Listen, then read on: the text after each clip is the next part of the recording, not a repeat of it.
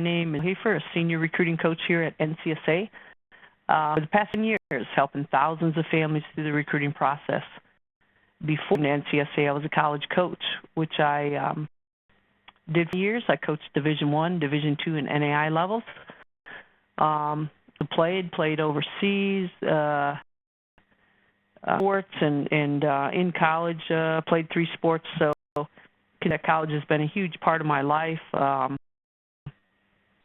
And the coaching part and the playing itself, it's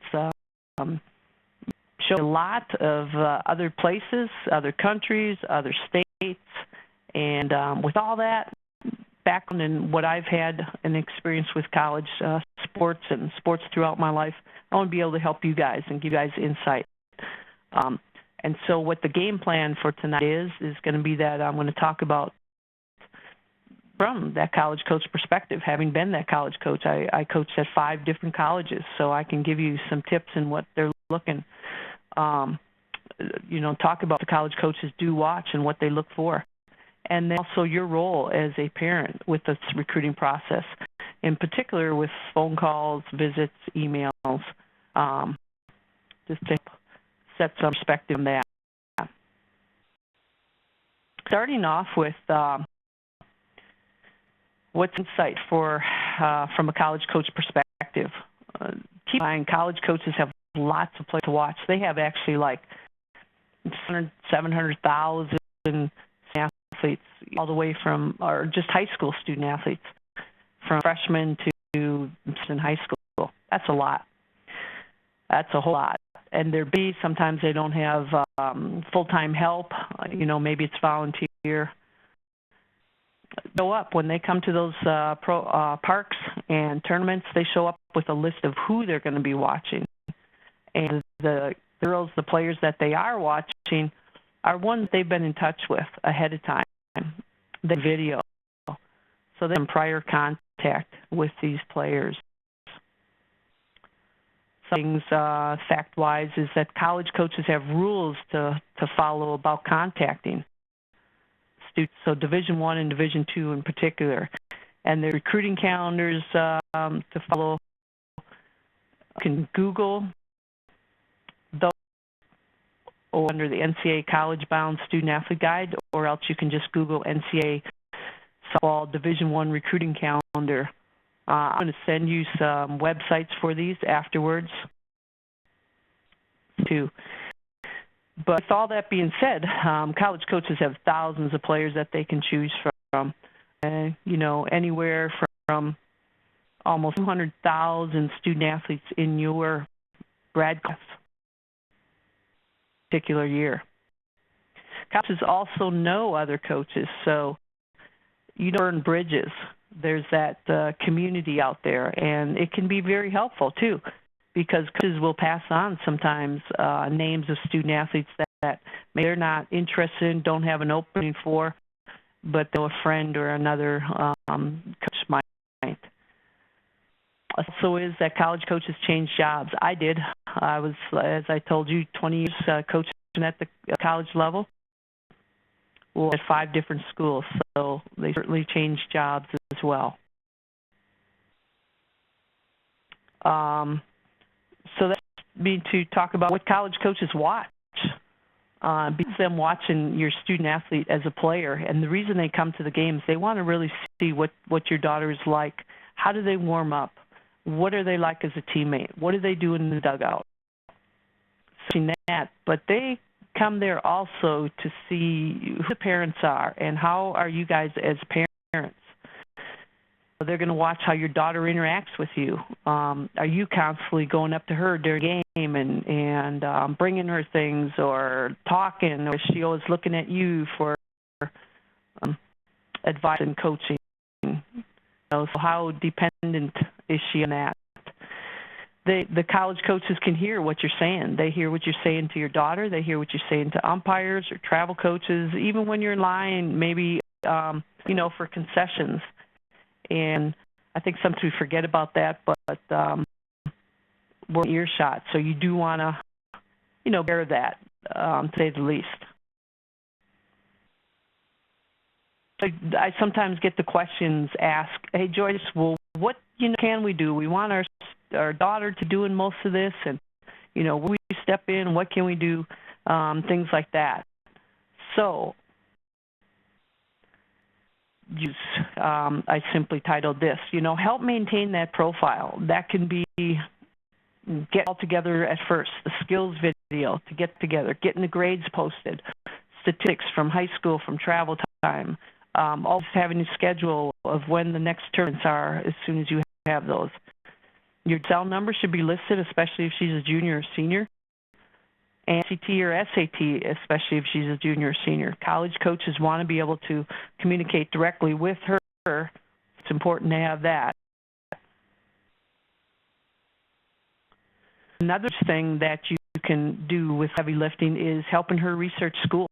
There are schools out there. Sometimes, they turn their noses up at certain schools, but they don't even know about them. So just having some research and point them to the right schools. Help keep her accountable by having to spend consistent time on her recruiting, just like she does on her skills, to get better as a hitter, as a fielder, or as a pitcher. That should take ownership of this. It's going to be you choosing. It's not going to be us choosing. It's got to be her interacting, communicating with the college coaches. You encourage her to be able to call coaches, setting up visits, because that's going to move her higher on these coaches' list, because your daughter shows that she's proactive, that she's interested, and that's going to move her up on that list. So, don't ever lose sight of these things. You as a parent, you're really critical in this whole recruiting process. If you're going to reach her dream of playing college softball, you're going to have a huge part in that. She can't do this alone. She can't do this, without your help. Keep in mind, there's a lot of schools to choose from. Over 1,600 opportunities. So there are opportunities out there. There's choices. And if she has that desire to play, there's going to be a school for her, as long as she stays open-minded. As long as she's open maybe to different location or different sizes of schools, things like that. But she has to be the one to decide, because if you decide as a parent, or we decide, and say, hey, Susie, you should attend here, it's going to backfire. Because top division, maybe we would like to see her play for, it would fit. Maybe it's too much softball for her. Maybe it's not the right balance. It's got to be all those things. She's got to be in love with the school. She's got to be able to have a well-rounded. And also, the college coaches look for specific things in players. And the coaches are different on what they look for. So maybe your daughter doesn't have exactly what is in college where she wants to go, what that coach is looking for. Other coaches that look for other things. And being open-minded. This and too, that the relationship with the college coaches is different during the whole recruiting process than it is when she's actually playing for them. So during the recruiting process, a lot of time spent, and the coaches definitely are one. So they're spending quality time. And then once she's a player, coaches don't have that same time usually to spend. They're recruiting new players. They also got the team, so a lot of things are done with the team and the group in mind. Some resources that, if you haven't found these yet, under your tab NCSA University, there's a resource library. Under this resource library, there's a lot of content in here. You got down here on the right under this academic, there's some financial aid, the parent information here, NCAA, the eligibility center information is separate. So for playing Division I or Division II, there's an eligibility center that NCAA has, $80 fee to go through that, or you can sign up for a free one until she's got sincere and real genuine interest from a Division I or Division II school. But if she did sign up for that, there would be $80 fee, and the code would be 9999. IA has a separate one. They too have their own eligibility center, and the code for that one would be 9876. Get that there, and then there's a softball tab down here. Because it could be a huge help. In the softball tab, just to show, I think some of this is cut, but there's recorded webinars over here. There's college coach calls. There's some parent information. Take a look, check all that out. So into about the role with calling coaches and, you know, your parent. Your daughter has to be the one that's going to call the coaches and talk to them on the phone. They don't, you know, really want to talk to the parent as much as they want to talk to the because the student athlete's the one that's going to be playing for them. They need to get to know her. So before she does call the coach, she should email them. Let them a heads up. She's at least, you know, sent them the profile, let them know why she's interested in the school, because it's going to be a surprise call. She's prepared with a list of questions, some research in mind of what she knows about the school, about the program. How did they do last year? How long has the coach been there? Any possible players to have her grad year or her position? Have us for the call. So it could be getting to know the coach better or finding out where she is on their list. Possibly the coach requested that she would call. So having a reason and the reason why she would call. And then follow up with email, whether she gets in touch with the coach or not. And see if it's a Division I or Division II school and she's younger, she's the one that needs to stay in touch with those coaches. They not call her back and so on. But by her calling the coach, that's going to show, again, that she's genuinely interested and potentially could move her higher up on their recruiting list. Visits. Except for the visits webinar. There's 101, help her plan, help her research schools. And think ahead about some dates and times that she could go visit schools. Maybe there's a day off of school because of Veterans Day just was, or President's Day, or voting, or, you know, every once in a while, parent-teacher conferences. They have these days off, and those are great opportunities to go visit schools. But contact the coaches a couple weeks ahead of time, at least 2 weeks. Give them a heads up. A valuable thing for her to do would be take a written list of questions.